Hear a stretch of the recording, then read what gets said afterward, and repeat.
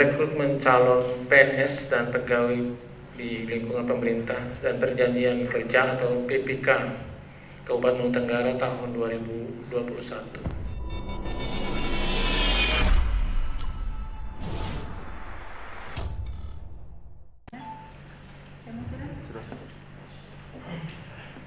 Assalamualaikum warahmatullahi wabarakatuh. Salam sejahtera buat kita semua. Shalom, Om Swastiastu, Namo Buddhaya, salam kebajikan.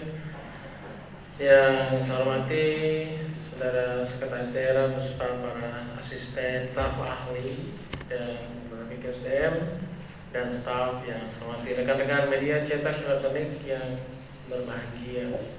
Pertama-tama kita sampaikan puji syukur kepada Tuhan Yang Maha Kuasa yang senantiasa memberikan nikmat kesehatan kepada kita sehingga kita bisa dapat berkumpul di ruangan ini. Dan juga saya masih dalam suasana hari raya, saya mengucapkan selamat Idul Fitri bagi saudara kaum muslimin yang merayakannya. Mudah-mudahan amalan ibadah kita diterima oleh Allah Subhanahu wa taala. Bapak Ibu, rekan-rekan media cetak yang saya hormati dan masyarakat Maluku Tenggara di mana saja, di Yud, Nongroa, Tutu, Tabun, semua di Hoi-Hoi, Medan Arfubok, tentang kegiatan yang akan dilaksanakan oleh pemerintah daerah melalui BKSDM Kabupaten Nusa Tenggara tentang rekrutmen calon PNS dan pegawai di lingkungan pemerintah dan perjanjian kerja atau PPK Kabupaten Nusa Tenggara tahun 2021. Dengar baik-baik masyarakat Nusa Tenggara di mana saja yang berada. Dengar baik-baik. Hari ini saya diminta oleh saudara sekretaris daerah dan BKSDM untuk kiranya berkenan memberikan press conference kepada Bapak Ibu di mana saja berada rakyat Maluku Tenggara sehingga bisa mengikuti dengan baik. Dalam kaitan itu perlu kiranya saya menyampaikan beberapa hal pokok untuk kiranya mendapat perhatian dan dukungan dari rekan-rekan media cetak maupun elektronik dan juga para camat, para kepala hoi atau siapa saja yang mendengar melalui media cetak maupun elektronik untuk disampaikan kepada yang mau ikut seleksi PNS ini, CPNS ini maupun ikut di PPK. Jangan terlewatkan, kalau sudah baca dan lihat, lebih baik mempersiapkan diri dengan baik sehingga pada saatnya waktunya nanti tidak ada lagi yang administrasi yang kurang atau mengisi dokumen yang salah, yang keliru, karena kita punya pengalaman-pengalaman. Jadi saya berharap ikuti dengan baik supaya sebentar nanti pas dibuka pendaftaran, mulai daftar melalui elektronik ya Pak, elektronik online, itu betul-betul diisi dengan data yang ada. Berdasarkan Undang-Undang Nomor 5 Tahun 2014 tentang Aparatur Sipil Negara, pegawai ASN terdiri dari PNS dan PPK.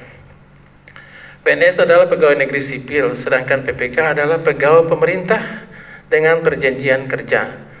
PNS dan PPK pada prinsipnya adalah sama karena memiliki serangkaian pengolahan melalui dari tahap perencanaan hingga pemberhentian.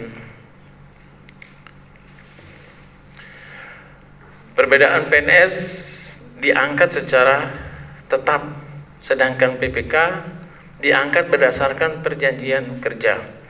Selain itu, PNS mendapatkan hak pensiun, sedangkan PPK tidak mendapat hak pensiun. Jadi dengar baik-baik, jelaskan ke orang tua supaya jangan salah memahami. Sama tetapi berbeda dalam perlakuan. Kalau kalau PNS dia dapat pensiun, kalau PPK dia tidak dapat pensiun. Mungkin digunakan bahasa yang sederhana supaya dipahami. Saya ingin meluruskan kembali sebagian pemahaman yang dinilai keliru, di mana sebagian orang menyamakan pegawai non PNS dengan PPK. Padahal pegawai non PNS yang ada pada kita saat ini tidak sama dengan PPK. Pegawai non PNS saat ini dipertimbangkan hanya untuk mengisi formasi PNS dan PPK yang kosong berdasarkan analisis jabatan dan analisis beban kerja. Pengangkatan pegawai non-PNS adalah kebijakan Bupati sebagai kepala daerah dan jumlahnya akan disesuaikan dengan kemampuan keuangan daerah. Jadi jangan dianggap bahwa non-PNS itu sudah otomatis PPK, nggak bisa, salah itu. Kalau mau ikut PPK kan harus ada persyaratan tertentu yang harus dipenuhi. Sedangkan PPK harus melalui mekanisme perencanaan yang diajukan ke Menpan RB untuk kebutuhan 5 tahun melalui aplikasi e-formasi berdasarkan ketentuan yang berlaku. Kalau non-PNS kan dia tidak ikut itu, kita tidak perlu laporkan ke sana, hanya memberitahukan bahwa kebutuhan kita untuk non-PNS itu sekian orang. Tapi kalau misalkan P3K atau PPK ini harus melalui sebuah proses dan dilaporkan ke Menpan RB. Dan itu kebutuhan 5 tahun melalui aplikasi e-formasi. Yang kedua, tahun 2021 pemerintah daerah melalui unit kerja kepegawaian dan organisasi Setda sudah mengusulkan formasi CPNS dan PPK ke Menpan RB sejumlah 1.140 dengan rincian tenaga guru 140 formasi, tenaga kesehatan sejumlah 525 formasi, tenaga teknis sejumlah 475 formasi. Jadi saya ulangi, yang diusulkan itu sejumlah 1.140, tenaga guru sejumlah 140 formasi, tenaga kesehatan sejumlah 525 formasi, dan tenaga teknis sejumlah 475 formasi. Usulan seluruhnya didasarkan pada hasil analisis jabatan yang dilakukan oleh BKSDM. Dan alhamdulillah, walaupun begitu, apapun yang ketong terima harus bersyukur karena Maluku Tenggara masih lebih baik lagi. Artinya kalau diusulkan 1.000 lebih, yang turun setengahnya, itu juga kita harus mensyukuri. Luar biasa, mungkin daerah lain tidak sama dengan yang ada di Maluku Tenggara. Dan alhamdulillah berdasarkan keputusan Menpan RB nomor 629 tahun 2021 tanggal 21 April 2021 tentang penetapan kebutuhan pegawai ASN di lingkungan pemerintah Kabupaten Maluku Tenggara tahun anggaran 2021. Telah ditetapkan tahun 2021 sejumlah yang tadi diusulkan 1.000 lebih tadi itu diterima atau ditetapkan sejumlah 514 formasi. Jadi 1.000 tadi. Jadi 1.140 yang diterima adalah 514 formasi. Ini juga kita harus mensyukuri alhamdulillah bahwa nanti pegawai kita bertambah 514 dalam kalau mengikuti aturan. 514, tapi yang seleksinya tidak mengikuti aturan, isi dokumen salah-salah atau mungkin hasilnya tadi tidak maksimal, turun lagi. Jadi saya berharap kepada calon CPNS maupun P3K supaya betul-betul menyiapkan diri. Jangan cari celah sana sini lagi, kan ini yang ada. Kalau lulus itu memang karena kemampuannya. Nah, tenaga guru dari 514 formasi tadi, tenaga guru itu 177 formasi, baik dari tingkat SD, TK sampai ke SMP. Itu 177 formasi. Jadi yang guru yang sejumlah banyak ini, honor-honor banyak ini, yang disiapkan hanya 177 formasi. Jadi bersainglah, belajarlah dari sekarang menyiapkan diri. Yang kedua, tenaga kesehatan. Tenaga kesehatan kita tahu bahwa kita punya rumah sakit dan kita punya 18 puskesmas.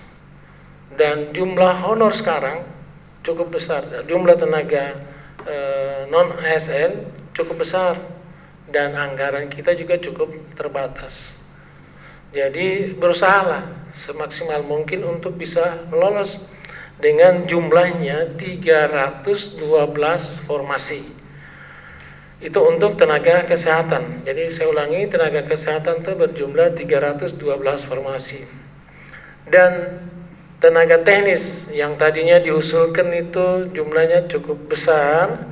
Tenaga teknis itu ya kita diusulkan 475 formasi. Ya kira-kira 15 sampai 20% saja yang diterima. Yaitu tenaga teknis ini sejumlah 25 formasi. Jadi ini persaingan ketat, ya silakan siapkan diri.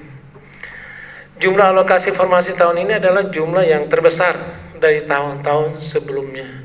Mungkin tahun sebelumnya kita tahu yang kemarin kan cuma di 300-an, 200 lebih, tapi yang lolos kan cuma 145 kalau nggak salah. 111.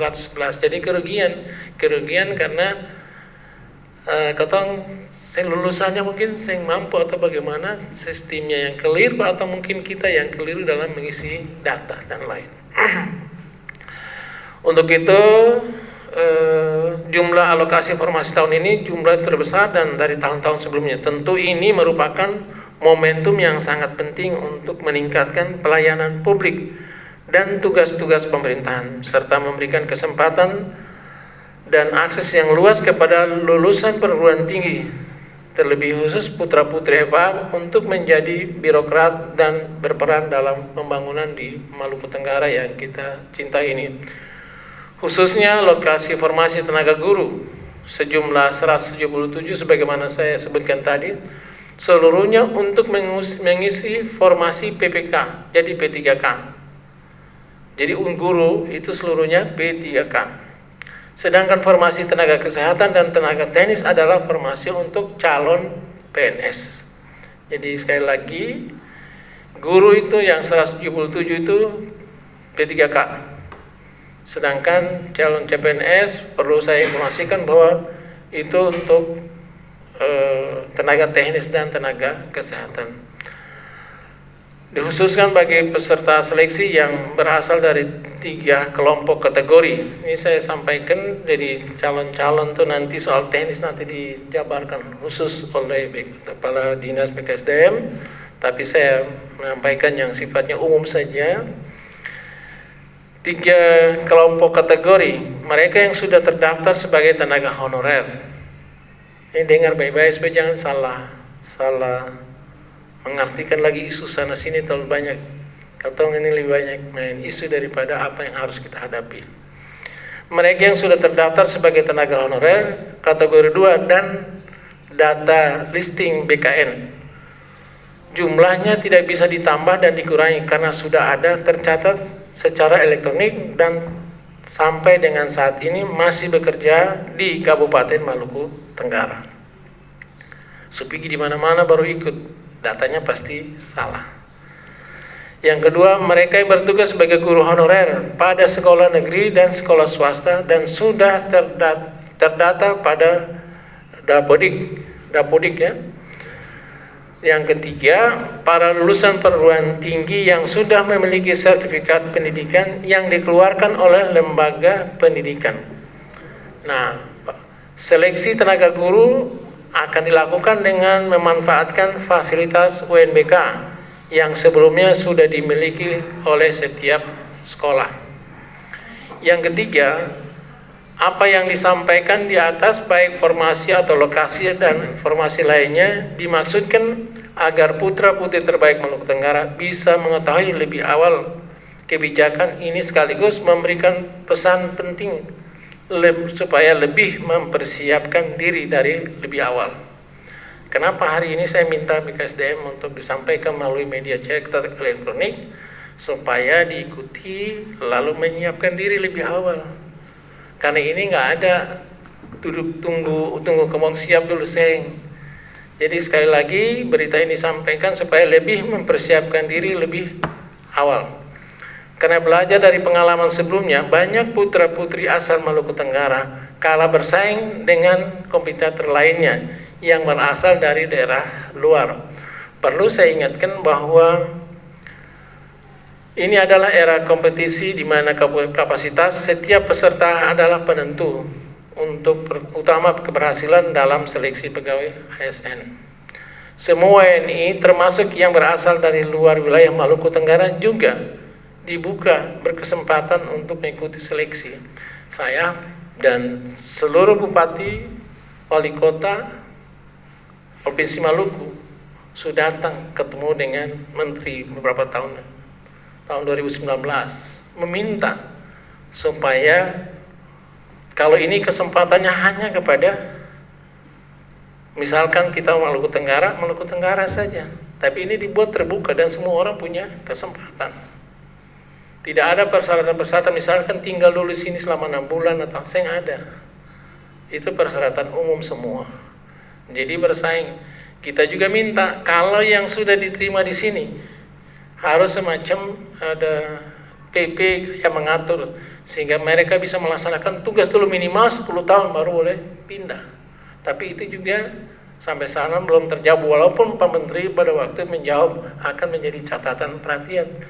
Saya mengusulkan itu. Jadi kita ada berapa orang bupati wali kota ketemu dengan Komisi 2 DPR RI, ketemu dengan Menpan pada saat itu. Tapi jawabannya seperti itu. Jadi saya pesan lebih baik siapkan diri. Jangan nanti kalau yang dari luar lebih siap, lalu kota mungkin dari 514, yang lulus kota mungkin 100, yang lainnya dari luar semua. Ini juga, nah saya juga minta kepada yang dari luar juga harus ya tahu dirilah, ini jatahnya Maluku Tenggara, berikan kesempatan kepada putra-putri Maluku Tenggara untuk mengikuti seleksi ini supaya betul-betul dia bekerja dan mau tinggal di sini untuk sampai pensiun begitu. Saya yakin dan percaya anak-anak kita memiliki kemampuan pengetahuan yang memadai. Itu saya yakinlah, karena setiap yang sudah lahir, yang sudah lulus dari perguruan tinggi, Pak Aceh, Pak Asisten, staf ahli, dan saya karena ada penelitian bahwa kalau yang sudah jadi sarjana itu pasti IQ-nya di atas 110. Jadi kalau udah 110, apalagi sampai 115, 120 jenius, itu berarti dia mampu untuk mengikuti, hanya soal garis tangan saja. Jadi jangan pernah menyalahkan siapa-siapa. Jadi lebih baik mempersiapkan diri lebih baik. Saya juga mengharapkan dorongan dan dukungan semua pihak dan komponen di daerah ini untuk memotivasi, mengarahkan anak-anak kita untuk ikut seleksi ini dengan baik dan tertib.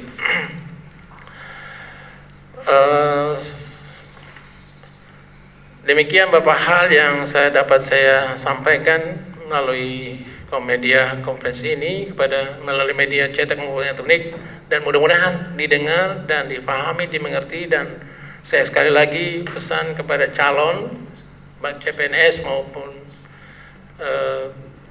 P3K mempersiapkan diri dengan baik. Nah, di sini nggak ada yang ini yang ada yang diutamakan. Yang diutamakan adalah yang punya kemampuan. Barangkali itu, dan sekali lagi saya minta melalui BKSDM supaya ini difotokopi yang dia punya calon daftar itu, formasi itu difotokopi, ditempel di kantor camat masing-masing, kecamatan 11 kecamatan, supaya jangan ada orang duduk lalu membaca sekaligus persyaratan yang harus dipenuhi. Terima kasih buat teman-teman media cetak elektronik, apa yang sampaikan mudah-mudahan ini bisa menjadi bahan masukan untuk calon P3K maupun CPNS. Terima kasih. Wassalamualaikum warahmatullahi wabarakatuh. Shalom. Terima kasih yang terhormat Bapak Bupati Maluku Tenggara atas penyampaian pokok-pokok arahan terkait dengan rekrutmen CPNS tahun 2021. Mungkin dari Bapak Ibu wartawan ada yang mau ditanyakan. Kami persilakan. Pak Kepala Dinas BKPSDM, seperti yang disampaikan Pak Bupati tadi, ada pengalaman-pengalaman sebelumnya, ada terjadi kesalahan administrasi sebelumnya sehingga dibawa sampai ke Makassar. Untuk menjaga hal itu tidak terulang kembali, langkah apa yang akan dilakukan oleh dinas terkait. Mungkin itu. Terima kasih. Mohon maaf dengan Pak dari media mana?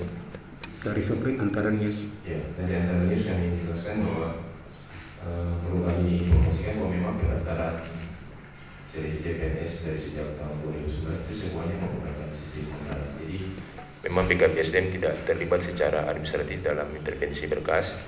Setiap peserta silakan mendownload sendiri berkas administrasi yang diminta dalam sistem SSCN, ASN, PKN. Kemudian yang bersangkutan juga print sendiri memilih lokasi mana dia ikut tes. Kemudian dia juga harus mencetak sendiri kartu nomor tesnya.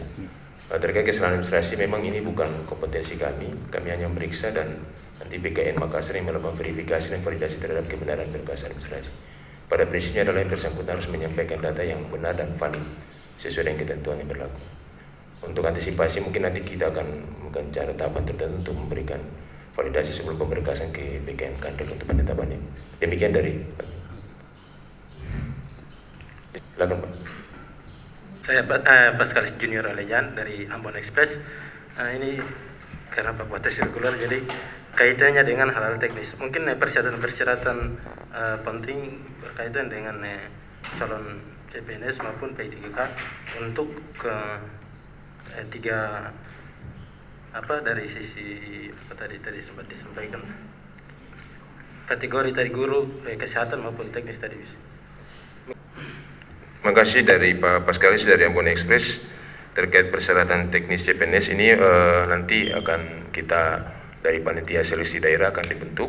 Kita akan menyiapkan persyaratan yang standar sesuai dengan peraturan Kepala BKN sebagai Panselnas. Nanti kita akan kirim persyaratan itu dengan Panselnas. Setelah Panselnas ACC baru kemudian kita upload ke dalam sistem tentang persyaratan-persyaratan bagi CPNS. Jadi pada prinsipnya sama saja dengan tahun-tahun sebelumnya. Nanti akan disampaikan juga oleh Panselnas kepada Panselnas untuk apa persyaratan utamanya. Nanti ada syarat tambahan, kemudian itu nanti akan kita konsultasikan. Kaitannya dengan tanggal pendaftaran maupun hasil tesnya. Ya, terima kasih Bapak sekalian. Jadi untuk pengumuman ini sesuai informasi memang paling lambat 30 Mei ini sudah harus kita umumkan. Tentu diumumkan itu sudah kami barengi juga dengan persyaratan. Jadwal atau schedule pengumuman itu akan ditetapkan oleh Panselnas dan semuanya akan terpusat melalui SSCN BKN. Jadi nanti akan terpantau seluruhnya di dalam sistem. Jadi setiap peserta bisa mengakses baik persyaratan, lokasi maupun informasi yang akan didaftarkan. Ada lagi silakan Pak. Yang terus kembali terkait dengan P3K. Ini ini baru untuk daerah Maluku Tenggara juga dan semua daerah yang lain. Mungkin sedikit lebih memperinci terkait P3K. Gitu. Terima kasih Pak. Jadi P3K ini baru pertama kali Pak, benar Pak. P3K ini kan singkatannya dari Pegawai Pemerintah dengan Perjanjian Kerja. Tadi sudah dijelaskan oleh Yang Terhormat Pak Bupati bahwa PNS dan P3K pada prinsipnya sama, tetapi dalam hal pensiun itu PNS dia dapat hak pensiun, tapi P3K tidak dapat hak pensiun. Kemudian PNS itu bersifat tetap, tetapi P3K tidak bersifat tetap. Jadi di pekerjaannya itu berdasarkan kontrak kerja. Jadi kalau bisa saja dalam perkembangan 2 sampai 1 atau 2 tahun dia melakukan pelanggaran bisa diberhentikan pada saat yang bersama. Jadi semuanya berdasarkan pada perjanjian kerja. Kemudian menyangkut P3K untuk tahun 2021 dikhususkan untuk tenaga guru. Itu pun untuk tenaga guru tadi sudah disebutkan oleh Pak Bupati, siapakah yang bisa mendaftar di P3K tenaga guru itu ada 3 kategori yang tadi disebutkan Pak Bupati. Yang pertama adalah mereka yang sudah terdaftar dalam data listing BKN kategori 2. Jadi dulu pernah ada kategori 2, honorer kategori 2 yang sebagian sudah lulus tapi sebagian yang tersisa. Sebagian tersisa ini yang mereka diberikan kesempatan untuk mengisi atau melamar pada formasi P3K. Satu. Yang kedua, apabila formasi P3K, jadi tahapannya ada 3 kali Pak. Jadi formasi P3K ini mereka yang diprioritaskan yang mengikuti tes adalah yang honorer kategori 2. Apabila mereka melamar, mereka tidak lulus, maka mereka diberikan kesempatan yang kategori 2 untuk mengikuti seleksi bersamaan dengan mereka yang menghonor di sekolah swasta maupun sekolah negeri dengan catatan sudah terdaftar dalam Dapodi. Jadi mereka ikut seleksi untuk memilih formasi yang masih tersisa. Apalagi apabila di kategori 2 dan mereka yang sudah honorer sudah memilih formasi tes, mereka tidak lulus lagi, maka mereka akan bersaing dengan lulusan pendidikan profesi yang sudah lulusan perguruan tinggi baru yang punya sertifikat pendidikan profesi untuk mengisi formasi P3K yang sudah ditetapkan oleh Menpan. Jadi kita punya formasi P3K 177 dan tidak dibuka untuk pelamar umum, hanya untuk mereka yang data listing kedua dan data guru pegawai honorer pada sekolah negeri dan sekolah swasta yang sudah terdata dalam Dapodi. Itu Pak. Tidak masuk, karena ini adalah hanya formasi P3K guru. Jadi kalau data listing teman-teman saudara yang dia honorer masuk kategori 2 tetapi bukan guru, dia tidak bisa masuk ke dalam formasi ini. Formasi ini khusus disiapkan untuk tenaga guru yang sudah terdaftar dalam Dapodi. Otomatis teman-teman yang bukan mereka guru tidak terdaftar dalam Dapodi. Itu Pak. Untuk Maluku Tenggara sendiri cukup Pak jumlah itu? Ya, untuk Maluku Tenggara. Untuk Maluku Tenggara mungkin data Dapodik saya tidak punya, tetapi memang menurut saya belum cukup karena kita punya data pegawai honorer untuk sekolah negeri dan sekolah swasta juga termasuk paling banyak. Nah, sekarang mereka hanya diberikan kesempatan untuk bisa seleksi dan memenuhi passing grade. Nah, itu yang kemudian Pak Bupati mengharapkan pertemuan hari ini memberikan wanti-wanti ataupun peringatan kepada teman-teman untuk mempersiapkan diri lebih baik untuk mengisi formasi ini. Karena kalau mereka tidak belajar, tidak memenuhi passing grade, maka tidak bisa lulus dan formasi itu kosong saja. Oleh karena itu memang ini kesempatan dari teman-teman honorer kategori 2 yang sudah mengabdi berpuluh-puluh tahun di pemerintah daerah, mereka punya kesempatan untuk mengikuti seleksi sekali. Tadi saya tambahkan lagi yang dijelaskan oleh ditambahkan oleh Pak Staf Ahli terkait dengan tadi penjelasan Pak Bupati tentang pegawai non PNS. Tolong dibedakan antara pegawai non PNS yang ada pada kita dengan P3K. Itu berbeda Pak. Pegawai non PNS yang ada ini hanyalah untuk mengisi formasi PNS dan P3K yang belum tersedia. Jadi bukan tidak bisa disamakan karena P3K ini harus melalui seleksi lagi, sama tahapan seleksinya dengan CPNS menggunakan CAT komputer lagi Pak. Jadi tidak seperti pengangkatan ini honorer kita angkat tidak, tapi mereka melalui serangkaian tes dari mulai tes 3 materi itu, tes wawasan kebangsaan, karakteristik pribadi dan tes pengetahuan umum. Memenuhi passing grade baru kemudian mereka bisa ditetapkan penetapan NIP-nya, NIP PNS dan NIP P3K.